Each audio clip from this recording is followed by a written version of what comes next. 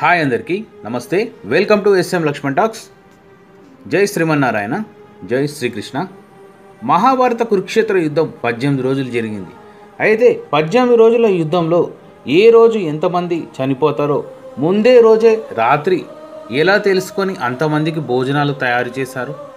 మహాభారత యుద్ధంలో దాదాపు 50 లక్షల మందికి పైగా పాల్గొన్నారు. మరి గెలుపు ఓటమి సంగతి సరే, మరి వీరికి నిత్యం భోజనం ఎలా, ఇంతమందికి వంట చేయడం అంటే సాధ్యమైన పనేనా? ఎంతమందికి భోజనాన్ని ఎవరు తయారు చేశారు అనే విషయాల గురించి ఈ వీడియోలో నేను చెప్పబోతున్నాను. వీడియోని స్కిప్ చేయకుండా చివరి వరకు చూడండి. మన ఛానల్ని ఫస్ట్ టైం ఎవరైనా చూస్తుంటే ప్లీజ్ సబ్స్క్రైబ్ చేసి, లైక్ చేసి, షేర్ చేసి, కామెంట్ చేయండి. మీరిచ్చే ఒక లైక్ నాకు ఎంతో మోటివేషన్గా ఉంటుంది. Let's start our video. Mahabharata యుద్ధంలో దాదాపు 50 లక్షల మందికి పైగా పాల్గొన్నారు. అయితే దక్షిణ భారత్లోనే ఉడిపి రాజైన నరేషుడు తన సైన్యాన్ని తీసుకొని కురుక్షేత్ర సంగ్రామం దగ్గరకు వెళ్ళినప్పుడు తమ వైపు రావాలని కౌరవులు, పాండవులు కోరుతారు. తెలివిగా వ్యవహరించిన ఉడిపిరాజు ఎటు వెళ్లకుండా సలహా కోసం శ్రీకృష్ణుని దగ్గరికి వెళ్తాడు. అయితే యుద్ధంలో గురించి ఆలోచిస్తూ, మరి ఇన్ని లక్షల మందికి భోజనాల గురించి ఏమైనా ఆలోచించారా, ఎవరు వండి పెడతారు అని శ్రీకృష్ణుని అడుగుతాడు. మీరన్నది నిజమే, మరి మీ దగ్గర ఏదైనా ఆలోచన ఉందా అని నరేషుడిని శ్రీకృష్ణుడు అడుగుతాడు. అప్పుడు నరేషుడు, ఇప్పుడు జరుగుతున్న ఈ మహాయుద్ధం అన్నదమ్ముల మధ్య, అందుకే ఇందులో పాల్గొనడం నాకు ఇష్టం లేదు. అందుకే నేను నా సైన్యం యుద్ధంలో పాల్గొనకుండా సైనికులకు వండి పెడతామని చెబుతాడు. అప్పుడు శ్రీకృష్ణుడు, రాజా, మీ ఆలోచన చాలా అద్భుతంగా ఉంది సరే, కానీ వాస్తవానికి 50 లక్షల మందికి పైగా అంతమందికి వండి పెట్టాలంటే భీముడి సైన్యం వల్ల మాత్రమే అవుతుంది. కానీ ఈ సమయంలో భీముడికి కురుక్షేత్రంలో పాల్గొనడం తప్ప మరో దారి లేదు. నువ్వొక్కడివే ఇంతమంది సైన్యానికి వండి పెట్టగల సమర్థుడివి అని చెబుతాడు శ్రీకృష్ణుడు.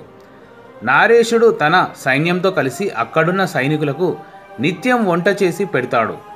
ఎలా ఉంటే సాయంత్రానికి తాను వండిన భోజనంలో ఒక్క మెతుకు కూడా మిగలకుండా, అంటే ఒక్క అన్నం మెతుకు కూడా వృధా కాకుండా వండేవాడు.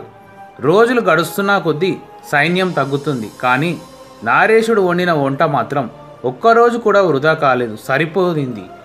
అందరికీ సరిపోయేలా అన్నాన్ని సరిగ్గా వండేవాడు నరేషుడు, ఉడిపి రాజు. అయితే ఉడిపి రాజ్యం నుంచి వచ్చిన సైనికులందరూ నిత్యం వంట పనిలోనే నిమగ్నమై ఉండేవారు. అయితే ఇది అంతా చూసి అందరూ ఆశ్చర్యపోయేవారు. ఇది ఎలా సాధ్యమైంది? అంతమంది చనిపోతున్న చివరికి మిగిలిన వారికి మాత్రమే సరిపోయేలా ఎలా వంట చేస్తున్నారు? అది ఒక్క మెతుకు కూడా మిగలకుండా. అంతమంది చనిపోతున్న చివరికి మిగిలిన వారికి మాత్రమే సరిపోయేలా ఎలా వంట చేస్తున్నారని చాలామందికి సందేహం కలిగింది. అది కూడా ఒక్క మెతుకు కూడా మిగలకుండా ఎలా వండుతున్నారు ఈ ఉడిపి రాజు అని. ఈరోజు యుద్ధంలో ఇంతమంది చనిపోతారని నరేషుడికి ఎలా తెలుస్తుందని ఆశ్చర్యపోయారు. నరేషుడిని ప్రశ్నించిన ధర్మరాజు. ఇలా 18 రోజులు యుద్ధం గడిచిపోయింది. యుద్ధం గడిచిపోయాక చివరికి పాండవులు గెలిచారు. పాండవుల్లో ధర్మరాజు పట్టాభిషేకుడయ్యాడు. అప్పటి వరకు ఆగిన ధర్మరాజు అప్పుడు ఉడిపిరాజు నరేషుడిని పిలిచి వంట చేసి పెట్టిన నరేషుడిని అడిగాడు.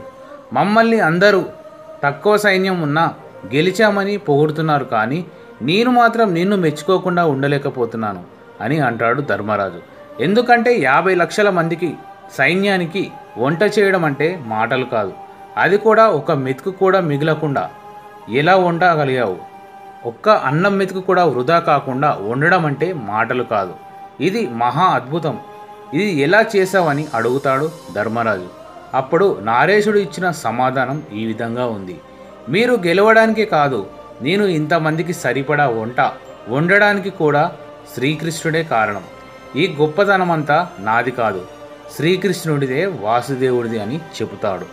అయితే యుద్ధం జరిగినన్ని రోజులు శ్రీకృష్ణుడికి ప్రతిరోజు రాత్రి నేను వేరుశెనగలు ఉడకబెట్టి ఇచ్చేవాడిని. అయితే ఆ వేరుశెనగలు తినేవాడు. నేను వాటిని లెక్క పెట్టి మరీ ఇచ్చేవాడిని శ్రీకృష్ణుడికి. ఎన్ని వేరుశెనగలు తింటాడో దానికి 1000 రెట్లు సైన్యం చనిపోయేవారు. అంటే శ్రీకృష్ణుడు వేరుశెనగలు తింటే దానికి 1000 రెట్లు అంటే 50,000 మంది సైనికులు మరుసటి రోజు యుద్ధంలో చనిపోయేవారని దీనిని బట్టి మిగిలిన వారికి భోజనం వండేవాడినని చెప్పాడు నరేషుడు ఉడిపి మహారాజు. ఈ విధంగా మహాభారత కురుక్షేత్ర యుద్ధంలో వంట అయితే 50 లక్షల మందికి పైగా ఉడిపి మహారాజు నరేషుడు చేశాడు. అయితే ఈ కురుక్షేత్ర యుద్ధంలో బలరాముడు పాల్గొనలేదు. అలాగే ఉడిపి మహారాజైన నరేషుడు, అతని సైన్యం, ఉడిపి రాజ్యం కూడా ఈ యుద్ధంలో పాల్గొనలేదు. ఎందుకంటే అన్నదమ్ముల మధ్య యుద్ధంలో పాల్గొనడం ఇష్టం లేక అంతమందికి సైనికులకు వంట చేయడానికి మాత్రమే ఒప్పుకున్నాడు ఉడిపి మహారాజు. దానికి తోడు బలరాముడు కూడా అతనికి సహాయం చేశాడు. యుద్ధంలో చనిపోయేవారు దీనిని బట్టి మిగిలిన వారి భోజనం వండేవాడిని అని ఈ విధంగా ధర్మరాజుకి తన విషయాన్ని చెప్పాడు. దీనికి అంతటికీ కారణం శ్రీకృష్ణుడే అని, శ్రీకృష్ణ మాయే అని చెప్పడం జరిగింది ఉడిపి మహారాజు. ఇది మహాభారతంలో ఒక అరుదైన కథ. కర్ణాటకలోని ఉడిపి జిల్లా కృష్ణ మందిరంలో శ్రీకృష్ణుడి లీలల గురించి, ఈ కథ గురించి ఇప్పటికీ చెబుతుంటారు. Thanks for watching friends. మరిన్ని ఇంట్రెస్టింగ్ ఫ్యాక్ట్స్ కోసం మన ఛానల్ని సబ్స్క్రైబ్ చేసి, లైక్ చేసి, షేర్ చేసి, కామెంట్ చేయండి. టాటా, bye bye, see you next video. జై శ్రీమన్నారాయణ, జై శ్రీకృష్ణ.